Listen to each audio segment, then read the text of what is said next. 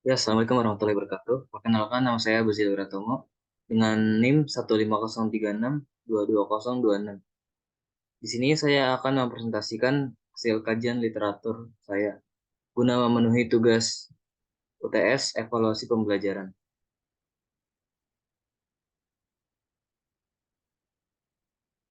Di sini saya akan membahas tentang model evaluasi sumatif. Model evaluasi sumatif sendiri ini dikembangkan oleh Michael Scriven pada tahun 1967. Model evaluasi sumatif ini merupakan penilaian yang dilakukan setelah program pembelajaran telah berakhir. Nah, tujuan dari model evaluasi sumatif ini untuk mengukur ketercapaian program ini. Metode evaluasi sumatif juga memiliki fungsi, yaitu dalam evaluasi program pembelajaran dimaksudkan sebagai sarana untuk mengetahui posisi individu dalam kelompoknya. Nah, kemudian metode evaluasi sumatif sendiri ini memiliki beberapa karakteristik yang terdiri dari yang pertama ada tujuan akhir. Nah, di tujuan akhir ini, model ini digunakan untuk mengevaluasi hasil akhir pembelajaran siswa. Ini bisa berupa ujian akhir, tugas proyek akhir, atau tugas akhir lainnya yang mencerminkan pemahaman dan pencapaian siswa pada suatu materi atau keterampilan tertentu. Lalu yang kedua ada pengukuran kuantitatif. Evaluasi sumatif ini cenderung menghasilkan data kuantitatif yang dapat digunakan untuk membandingkan pencapaian siswa. Hasil evaluasi ini biasanya dinyatakan dalam bentuk angka atau persentase. Lalu yang ketiga ada umpan balik terbatas.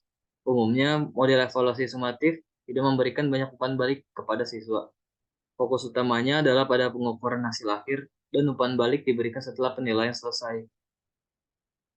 Jadi ini berbeda dengan model evaluasi formatif yang lebih berorientasi pada memberikan umpan balik sepanjang proses pembelajaran. Lalu yang keempat ada objektif dan standar. Evaluatif sumatif ini seringkali dikaitkan dengan standar dan kriteria yang jelas.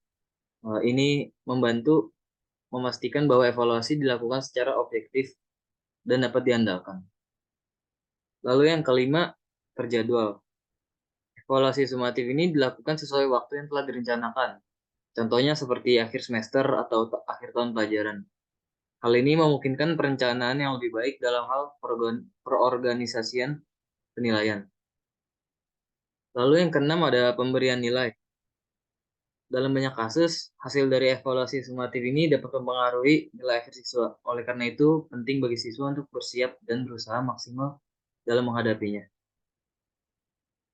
Nah, kemudian ada penerapan model evaluasi sumatif dalam pendidikan vokasional konstruksi bangunan. Nah, contoh penerapan yang pertama itu ada ujian akhir semester. Nah, dalam ujian akhir semester ini, penerapan model evaluasi sumatif yang paling umum adalah ujian akhir semester. Siswa biasanya diuji tentang materi yang telah diajarkan selama satu semester dengan diadakannya ujian tertulis. Nah, hasil ujian ini digunakan untuk mengukur sejauh mana siswa ini pemahamannya terhadap materi yang telah diajarkan. Lalu contoh yang kedua ada tugas akhir atau tugas besar. Di teknik sipil biasanya siswa diberikan tugas besar yang melibatkan perencanaan desain dan implementasi suatu proyek konstruksi. Hasil dari proyek ini dievaluasi sebagai bagian dari model evaluasi sumatif untuk menilai kemampuan siswa dalam merencanakan dan melaksanakan proyek konstruksi. Lalu contoh penerapan yang ketiga ada evaluasi kinerja lapangan. Nah, siswa ini mungkin diberi tugas untuk melakukan inspeksi atau perbaikan pada proyek konstruksi yang ada. Hasil dari evaluasi ini, hasil dari evaluasi kinerja lapangan ini dapat digunakan untuk menilai kemampuan praktis siswa dalam situasi nyata. Nah, untuk komentar saya sendiri sebagai penulis,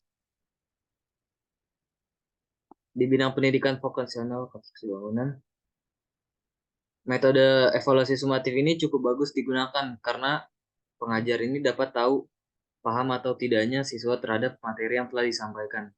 Namun, model ini tetap memiliki kekurangan, yaitu kurangnya umpan balik yang dapat membantu siswa memperbaiki pemahaman selama proses pembelajaran. Sekian dari materi saya. Berikut hasil plagiarism check-nya, lalu daftar pustakanya.